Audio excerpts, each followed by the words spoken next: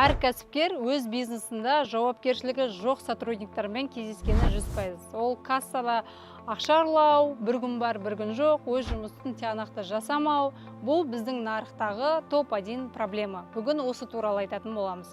Сіздермен бірге Әбдет Айжан, бизнес-заңгер. Менің каналыма жазылып кетіңіздер. Әр выпускта уникальны тақырыптарды көтереміз.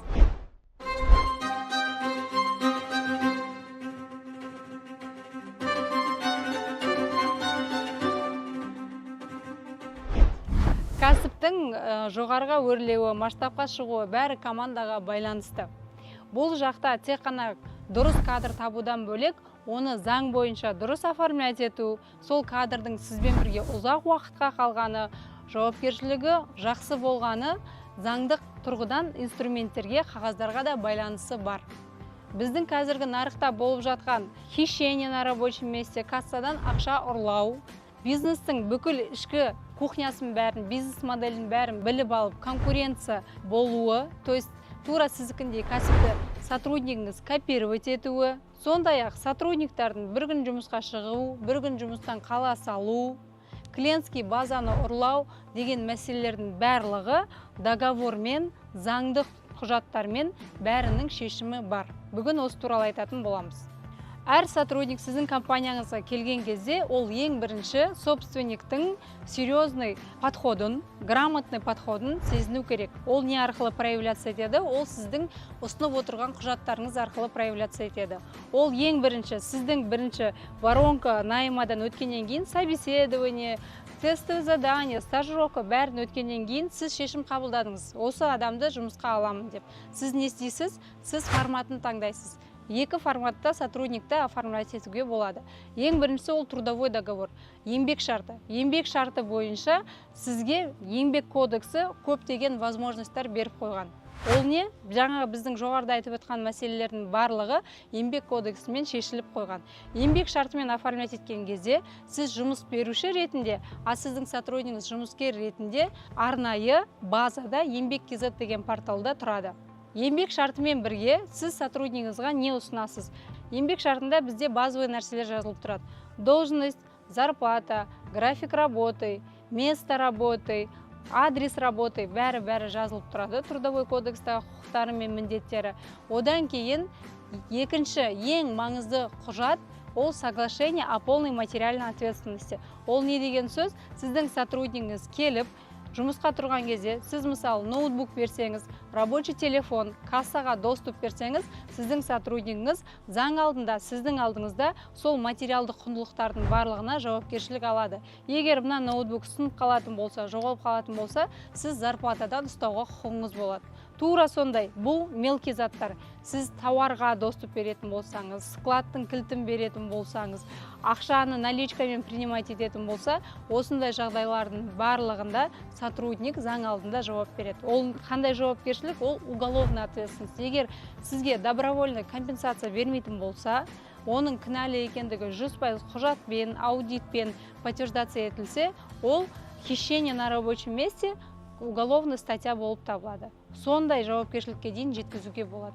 Бұл сізге не береді? Сіздің компанияңызда хищенияға жауапкершілік бар. Сіздің басқа сотруднигіңіздарға ол пример болып үлгі ретінде көрсетіледі. Басқа сотрудниктарыңыз ондай іс-әрекеттерге бармайтын болады. Бұл екінші құжат, сіздің хищение проблемасын шешетін. Үшінші, соглашение о неконкуренции. Бұл жағдайда бұл құжат сізге қандай мүмкіндік береді? Сіздің сотруднигіңіз, сіздің бизнесіңізді толықтай копировать етіп, басқа локацияда ашып, идеяны ұрламауға рұқсат береді. Бірақ та бұл жерде өзінің заң тұрғысында, судебный практикада нюанстары бар. Бұл мысалы сіздің бизнес партнеріңіз болатын болса, руководитель отдела болатын болса, операционный директор, финансовый директор болатын болса, жұмыс жасайды. Ал егер ол өзінің мамандығы бойынша жұмыс жасап жатқан болса, ол өзінің жұмысы бойынша конституциялық құқығынан сіз толықтай айыра алмайсыз. Бұл жерде тонкий нюанстары бар. Бірақ сіздің идеяңызды қорғауға болады. Үшінші, соглашение о конфиденциальности. Бұл құжат сізге қандай мүмкіндік береді? Бұл құжат NDA деп аталады. Негізі бұл NDA деген құжатты барлық қарым-қатынастарда қол қою керек. Мысалы, сіз инвестормен, потенциальный инвестормен кездесуге бара жатсыз. Өзіңіздің бүкіл бизнес идеяңызды раскрывать етіп, презентовать етесіз. Егер сол кездесудің алдында сіз инвестормен NDA-ге қол қойсаңыз, ол инвестор сол жақтағы ақпаратты қолдана алмайды. Сізге қарсы басқа рынокта қолдана алмайды. Сол сияқты тура солай сотрудникпен NDA-ге қол қойсаңыз, ол сіздің клиентский базаңызды ұрлай алмайды, бизнес моделіңізді сыртқа распространять ете алмайды, компанияның ішінде не болып жатыр, компанияның ішінде өзінің определенный коммерческий тайналарын, сізде рентабельность қандай, сотрудниктардың қарым-қатынасы қандай, сіз қайдан тауарды алып келіп, қанша маржа көресіз, сондай коммерческий тайнаның бәрін қорғайтын документ ол соглашение о конфиденциальности. То есть сіздің құпия ақпаратыңызды толықтай сақтайтын құжат болып табылады.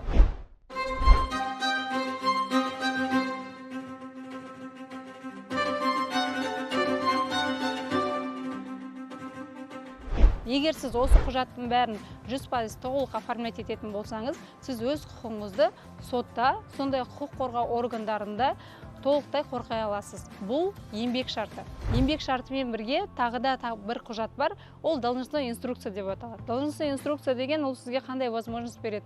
Сіз сотруднигіңізге каждый раз айтасыз, мынаны істедің, мынаны істемедің, сенің вообще мынандай міндеттерің бар еді, жасалды, жасалмады деген темалардың барлығын тиянақтап бір қағазға түсіретін құжат. Должностная инструкция. Мысалы, сізде менеджер по продажам бар. Менеджер по продажам, оның определенный міндеттері бар. Сағат жұмысқа 10-да келеді, CRM-ді ашады, міндетті түрде бүкіл звонок, переписканы CRM-мен жүргізеді.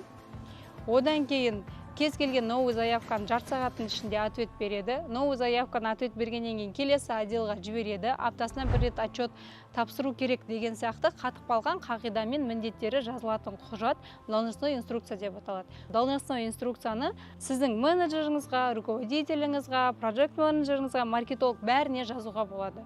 То есть сіз любой момент бір адамның жұмысы жасалып жатыр ма, жасалып жатқан жоқ па тексеретін кезде сіз переписканы көтермейсіз, сіз ойыңыздан ойлап таппайсыз, должностной инструкцияны көтеріп, сол отчетностьпен тексересіз. Жұмыс жасалып жатыр, жұмыс жасалып жатқан жоқ.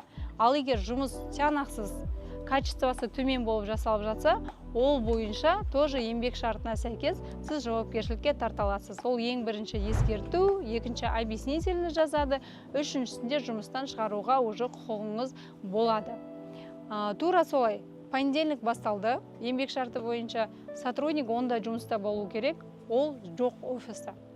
1 сағат өтті, 2 сағат өтті, 3 сағат өтті, жұмыстың бәрі тұрып қалды. Еңбек шарты бойынша, егер сотрудник 3 сағаттан артық, себепсіз жұмыста болмайтын болса, сіз оны статьямен жұмыстан шығара аласыз. Статьямен жұмыстан шығару дегенне, ол карточкасында красный значок болып қалады. То есть любой работодатель, үлкен компаниялар особенно, любой адамды иінімен бұрынғы трудовой книжка сияқты қазір электронно тексере алады. Қай жерде жұмысқа кірді, қанша уақыт жұмыс жасады, қай статьямен жұмыстан шыққан. Соның ішінде статьяның номері жазылып тұратын болса, жұмыстан себепсіз қалды деген, ол кісінің трудовой книжкасында red flag болып табылады. Үлкен компанияларға жұмысқа кіре алмайды. Тура солай әр ситуацияға заңмен көрсетілген сотрудниктің жауапкершілігі бар. Ол сотрудниктің жауапкершілігін түсіндіру үшін сізге трудовой договорды қолына ұстату керек, түсіндіру керек, әр құжаттың функциясын қандай жауапкершілік алып жатқанын, оны дұрыс сақтау керек. Егер құқық бұзушылық, нарушениялар пайда болған жағдайда, сол құжаттың бәрін көтеріп, сіз юристке, сотқа жүгіне аласыз.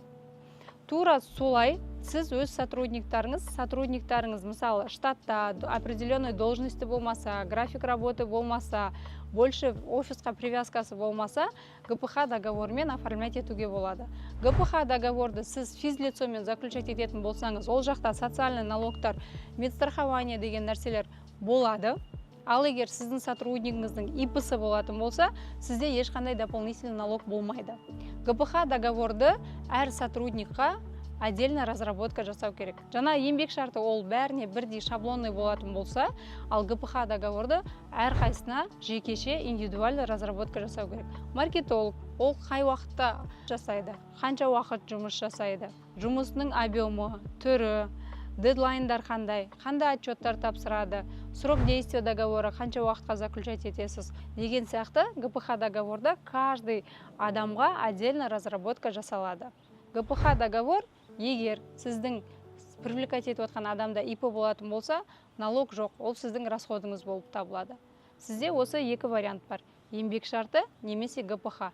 Сізде әр сотрудник компанияңызға кірген ассистент болсын, помощник болсын, менеджер болсын, СРМщик болсын, таргетолог болсын, любой адаммен договор болатын болса, любой спор возникать еткенде қолыңызда договор шпаргалка болып тұрады. То есть сіз договорды ашасыз, түсінесіз.